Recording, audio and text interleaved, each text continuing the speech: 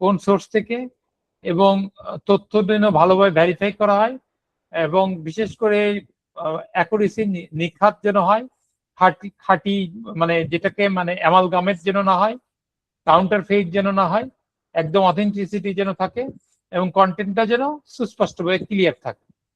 বিশেষ করে আপনি যে রেফারেন্সিংটা ইউজ করেছেন, এসে বিশেষ করে আপনার যে মানে সোয়াট অ্যানালাইসিস, বিশেষ স্ট্রেন, হ্যাঁ, স্ট্রেনটাকে বাড়িয়ে দেয়, অপরচুনিটিটা বাড়িয়ে দেয়। বিশেষ করে আপনার ক্রেডিবল যে সোর্স আছে, যেটা আপনার ফ্যাকচুয়াল ডাটা বা বিশেষ করে আপনার পলিসি ব্রিফ, এবং এটাকে কনভিন্স করবে পাঠকদের, যাতে আপনার ভিউ পয়েন্ট থেকে তারা মজা করে আপনার পেপারটা পড়তে পারে।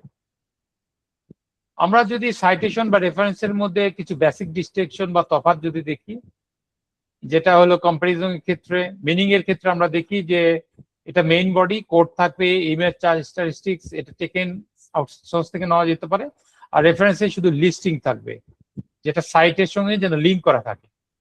ইউজটা হলো এটা আপনার রিডারকে বেসিক ইনফরমেশন থেকে তথ্য দিবে, আর এটা পাঠককে কমপ্লিট তথ্য দিবে। আগেরটা হলো স্পেসিফিক ইনফরমেশন, আর এটাকে কমপ্লিট ইনফরমেশন।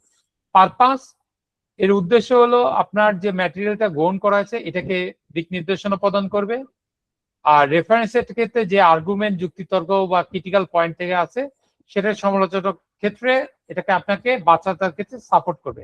আপনি স্টাডি লিমিটেশনের ক্ষেত্রেও আপনাকে সাপোর্ট করবে, যে আপনি কতগুলো রিসার্চ পেপার রিভিউ করে নতুন নিউলি ডেভেলপ যে রিসার্চ পেপারটাকে তৈরি করতে গিয়েছেন। প্লেসমেন্ট, এটা ব্র্যাকেটের মধ্যে থাকে, আর রেফারেন্সের ক্ষেত্রে এটি এন্ড নোট, ঠিক আছে, ডকুমেন্টের শীর্ষে থাকে।